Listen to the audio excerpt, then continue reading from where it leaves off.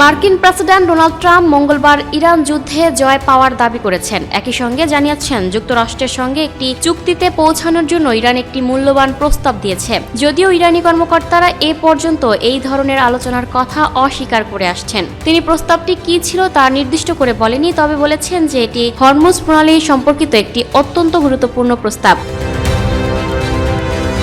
Iran ইন্টারন্যাশনালের খবরে বলা হয়, ট্রাম্প মঙ্গলবার বলেছেন যে তেহরান ও ওয়াশিংটনকে তেল ও গ্যাস সম্পর্কিত একটি অত্যন্ত গুরুত্বপূর্ণ পুরস্কার দেওয়ার প্রস্তাব দিয়েছে এবং সংঘাতের অবসানে একটি চুক্তি সম্ভব হতে পারে বলে তিনি আশাবাদ ব্যক্ত করেছেন। এছাড়া ওভাল অফিসে ট্রাম্প ঘোষণা করেন, আমরা জিতে গেছি, এই যুদ্ধে আমাদের জয় হয়েছে। একটি সম্ভাব্য চুক্তি নিয়ে ট্রাম্পের মন্তব্য এমন এক সময় এসেছে যখন হাজার হাজার মার্কিন মেরিন সেনা এবং সেনাবাহিনীর 82তম এয়ারবোর্ন ডিভিশনের কমান্ডার ও কর্মকর্তারা মধ্যপ্রাচ্যের দিকে রওনা হয়েছেন। এছাড়া ইসরায়েলি সামরিক বাহিনী তাদের যুদ্ধ লক্ষ্য অর্জনের জন্য ইরানের সঙ্গে আরও কয়েক সপ্তাহ যুদ্ধ চালিয়ে যেতে চায় বলেও প্রতিবেদনে বলা হয়। এদিকে মঙ্গলবার যুক্তরাষ্ট্র ইসরায়েল ইরানের ওপর হামলা অব্যাহত রেখেছে। ইরানের বিপ্লবী গার্ড বাহিনী দক্ষিণ পশ্চিম ইরানের একটি বিদ্যুৎ কেন্দ্রে গ্যাস সরবরাহ লাইনে হামলার খবর দিয়েছে। আন্তর্জাতিক পরমাণু শক্তি সংস্থা জানিয়েছে আরেকটি ক্ষেপণাস্ত্র ইরানের বুশেহর পারমাণবিক বিদ্যুৎ কেন্দ্রে আঘাত এনেছে। ইরান একাধিক ক্ষেপণাস্ত্র হামলা চালিয়েছে,